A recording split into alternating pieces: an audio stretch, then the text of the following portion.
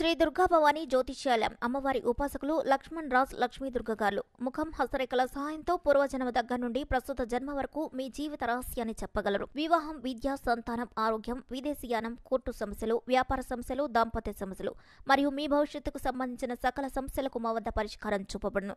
దుష్టపీడ దోష, కాలసర్పదోష, నరఘోష అన్ని సమస్యలకు 100% శాశ్వత పరిష్కారం. Mobile number 9346705567. ఇదో నెవర్ బిఫోర్ నెవర్ ఆఫ్టర్ మాదిరిగా కని విని ఇరుగని నిజమైన కరెంటు కోత కథ. కరెంటు కోతలు ఎన్ని దారుణాలకు కారణమవుతున్నాయో జనాలకు కూడా ఇప్పుడిప్పుడే తెలుస్తోంది. అసలు 2002లో కూడా దరిద్రపు కరెంటు కోతలు ఉన్నాయంటే మన పాలకుల దరిద్రపు పాలన గురించి ఎంత తక్కువగా మాట్లాడుకుంటే అంత మంచిది. యూరప్ సహా అమెరికా లాంటి పాశ్చాత్య దేశాలు 40 ఏళ్ల క్రితం నుంచి 24 గంటలు పవర్ను జనాలకు అందిస్తున్నాయి. ఇక్కడ మన పోటుగాళ్లు నోటి కోతలతో పాటు కరెంటు కోతలు కూడా బాగానే చేస్తారు. ఈ మాట అంటున్నది నేను కాదు. గణేష్ అనే ఓ పెళ్లి కొడుకు మీడియా ముందు తన ఫైర్ను చూపించేందుకు వాడిన డైలాగ్. ఎందుకంటే ఈ గణేష్ అనే పెళ్లి కొడుక్కి తన పెళ్లిలో తాళి కట్టేటప్పుడు ఫన్ ఉంది, కానీ బెడ్రూమ్లో పెళ్ళాం మొహం మీద తెర తీసిన తర్వాత ఫ్రస్ట్రేషన్ పీక్లోకి వెళ్ళింది. ఆ తెర వెనుక చిత్రం చూసి పాపం పెళ్లి కొడుక్కి మూడౌట్ అయిపోయింది. ఒక్కసారిగా మోడీ నుంచి మధ్యప్రదేశ్ సీఎం శివరాజ్ సింగ్ చౌహాన్ వరకు అంతా కళ్ళ ముందు కనపడ్డారు. కరెంటు కోతలతో కొంప ముంచారు కదరా నాయన, ఓటు వేసినందుకు నా జీవితాన్ని శూన్యం చేశారు కదా అనుకుంటూ ఇల్లు పీకి పందిరేశాడు గణేష్. అసలు గణేష్ ఫ్రస్ట్రేషన్కి కారణం ఏంటో మీరు చూడండి. ఈ కథలో ట్విస్టులుంటాయి. కాస్త ఫన్గా గుండె నిబ్బరం చేసుకోండి. మధ్యప్రదేశ్లోని ఉజ్జయిని జిల్లా అస్లాన్ అనే గ్రామం. ఆ ఊళ్ళో నికితా, బోలా అనే ఇద్దరు అమ్మాయిలకు ఒకేసారి పెళ్లి చేయాలి అనుకున్నాడు వారి తండ్రి. పాపం విస్తరాకుల ఖర్చు మిగులుతుందనుకున్నాడో లేక ఫంక్షన్ హాల్తో పాటు పంతులు డబుల్ మంత్రాలు మిగులుతాయనుకున్నాడో కానీ ఒకేసారి మ్యారేజ్ ఫిక్స్ చేశాడు. ఇద్దరు అమ్మాయిలకు వయసులో ఏడాది మాత్రమే తేడా. నికితకు 19 ఏళ్లు, బోలాకు 18 ఏళ్లు. పాపం ఎంతైనా ఆడపిల్ల తండ్రి కదా, కాస్త ఖర్చులు చూసుకుని పొదుపుగా పిల్లలకు పెళ్లి చేయాలి అనుకున్నాడు. ఇద్దరికీ వేరువేరు సంబంధాలు చూశాడు. వేరువేరుగా ఎంగేజ్మెంట్ కూడా చేశాడు. ఇక తెలివైన పంతులకు కాస్త 4 రూపాయలు ఎక్కువిస్తే కుదరదని జాతకాలు కుదిర్చి మరీ రాహుకేతువులను పక్కకు జరిపి మే 5 రాత్రి 7 గంటలకు మంచి ముహూర్తం పెట్టాడు. పైగా రాత్రి 11 గంటలకు తొలి కలయికకు కూడా తదాస్తు ముహూర్తం ఉందని చెప్పాడు. ఇంకేముంది, ఒకే రోజు 3 ముళ్ళు, అదే రోజు 3 రోజుల వేడుకకు ముహూర్తం. అప్పటి వరకు ఎవ్రీథింగ్ ఈజ్ ఫైన్. గ్రామంలోనే తన ఇంటి ముందు ఆకాశమంతా కాదు కానీ పెళ్లి కొడుకులు పెళ్లి కూతుళ్ళు కూర్చునేంత పందిరి వేశాడు. బంధువులంతా వచ్చారు. కానీ ఇక్కడే చిన్న చేంజ్. పెళ్లి కూతుళ్ళది బీలా కమ్యూనిటీ. వీళ్లకు ఒక ప్రత్యేక ఆచారం ఉంది. ఒక్కసారి పెళ్లి కూతురిని చేశారంటే సూర్య భగవానుడు బగబగ నిప్పులు కురిపించినా తల మీద ఉన్న ముసుగు మాత్రం తీయరు. జీలకర్ర బెల్లం పెట్టినా, కాస్ట్లీగా డైమండ్స్ పోసినా సరే పంతులు గారు కూడా అమ్మాయిని చూడకుండానే తాళి కట్టించాలి. ఇదే ఆచారం 100 ఏళ్లుగా నడుస్తోంది. ఇక తమ ఇంట్లోనే పెళ్లి కూతుళ్లను చేశారు.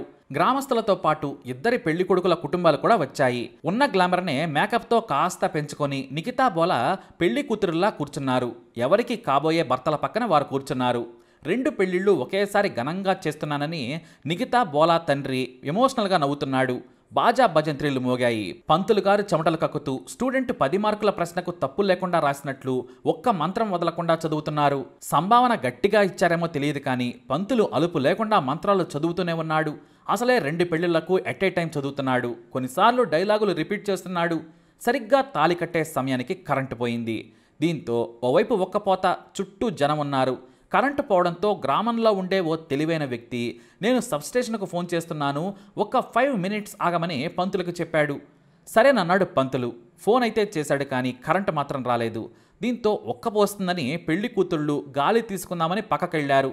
కొత్త బట్టలు కావడంతో వారికి ఊపిరి తీసుకోవడం కూడా కుదరలేదు. పైగా చెమటకు మేకప్ పాడైపోతుంది, ఫోటోల్లో తేడా కొడుతుందని పక్కకెళ్లారు పాపం. అప్పటికీ పంతులు గారు పీటల మీద నుంచి లేవద్దు, మీకే కీడు జరుగుతుందని హెచ్చరించిన నేటితరం అమ్మాయిలు కదా పెద్దగా పట్టించుకోలేదు. పెళ్లి కూతురు లేచారు కదా అని పెళ్లి కొడుకులు కూడా లేచి గాలి కోసం పక్కకెళ్లారు. ఇక కరెంటు రావడం లేదు. పంతులు గారు మాత్రం చెమటలు కక్కుతూ విసనకర్రతో ఊపుకుంటూ కూర్చున్నాడు. ఇక కరెంటు తెప్పిస్తాను అన్న హీరో సబ్స్టేషన్కి 3వ సారి ఫోన్ చేసి సీరియస్ అయ్యాడు. పాపం గవర్నమెంట్ ఎంప్లాయ్ మాత్రం ఊరుకుంటాడా? అక్కడ సీఎం ఇంటికే కరెంటు లేదు, నీ పెళ్లికి కరెంటు కావాలా? మా ఇంట్లో తయారవుతుందా ఏంటి అన్నట్టుగా అన్నాడు. ఇంకేముంది, ఇక కరెంటు రాదు కానీ కార్యక్రమం పూర్తి చేయమని చెప్పారట పెళ్లి ఆపించిన హీరో. పంతులు గారు మళ్లీ పెళ్లి కొడుకు పెళ్లి కూతురులను పిలిపించాడు. పెళ్లి తంతు ముగిసింది. పెళ్లైన తర్వాత నాన్ వెజ్ నంచుకుని తిని ఎవరి దారిన వాళ్ళు వెళ్లిపోయారు. చీకట్లోనే ఇద్దరు కూతుళ్లను కారెక్కించి వారి వారి అత్తగారింటికి కన్యలతో పంపించాడు తండ్రి.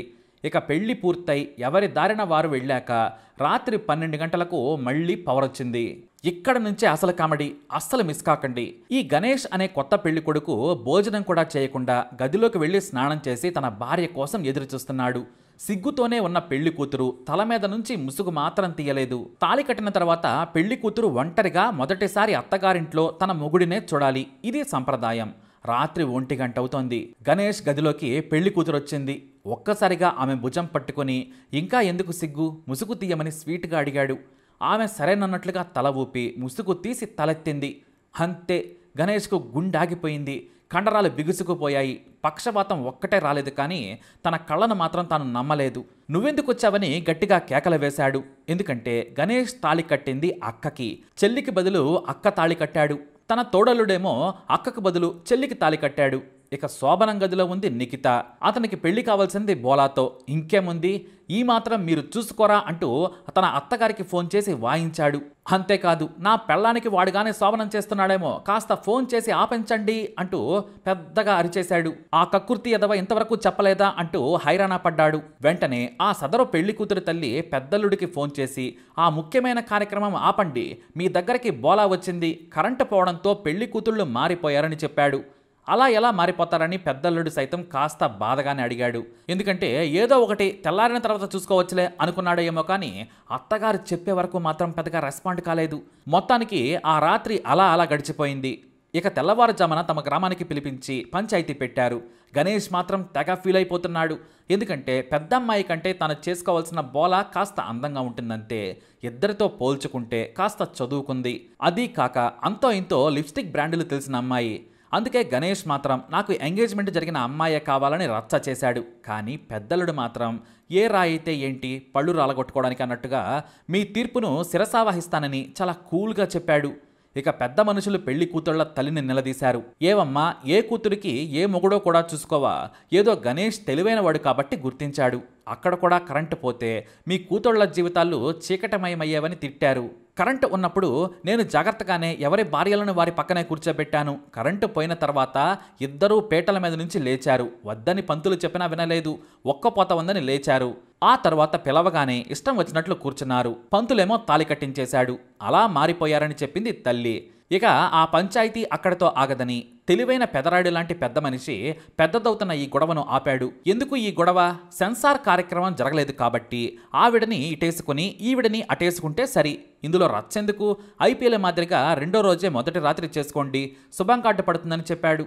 అంతేకాదు, రేపు మీ పిల్లలకి కాస్తంత కామెడీగా చెప్పుకోవడానికి బాగుంటుందిలే అని లాస్ట్లో నవ్వించాడు. ఇక చాలు, వెళ్ళి రాత్రి కార్యక్రమాలు చూసుకోమని చెప్పాడు. కానీ గణేష్ మాత్రం మొదటి నుంచి మళ్లీ జరగాలన్నాడు. ఓరిని దుంపతగా అని పంతులు గారిని పిలిపించి గుడిలో పాత తాలిబొట్టు తీసేసి ఫ్రెష్గా పాత మంత్రాలను కొత్తగా చదివించి తాలి కట్టించాడు పంతులు. ఈసారి 1-2 సార్లు ముసుగు తీసి చూసుకొని మరి గణేష్ తన అందాల అప్సరసను తీసుకుపోయాడు. అలా ఓ కరెంటు కట్ ఒక దారుణానికి తెరతీసింది. మరి ఈ కరెంటు కోత కథపై మీ అభిప్రాయాన్ని కమెంట్ ద్వారా తెలియజేయండి. అలాగే వీడిని లైక్ చేయండి, షేర్ చేయండి, మా ఛానల్ని సబ్స్క్రైబ్ చేసుకోండి.